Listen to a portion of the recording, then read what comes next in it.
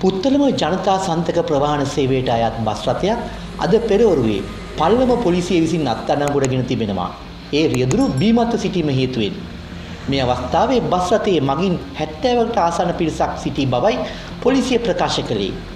මේ බස් රථය නවගත්තේකම සිට කොළඹ බලා ධාවනය කරන අතර අද පෙරවරුවේ පල්ලම පොලිසියෙන් ලැබුණු දුරකථන ඇමතුම් කිහිපයක් හේතුවෙන් නවතා පරීක්ෂා කිරීමේදී රියදුරු බීමත්ව සිටින බව පොලිස් නිලධාරීන්ට තහවුරු වීම හේතුවෙන් අත්අඩංගුවටගෙන වැඩිදුර පරීක්ෂණ කිරීමේදී එය තහවුරු වී තිබෙනවා.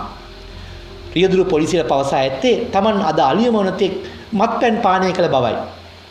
මේ සම්බන්ධයෙන් පල්ලම පොලිසිය වැඩිදුර පරීක්ෂණ පවත්වනවා.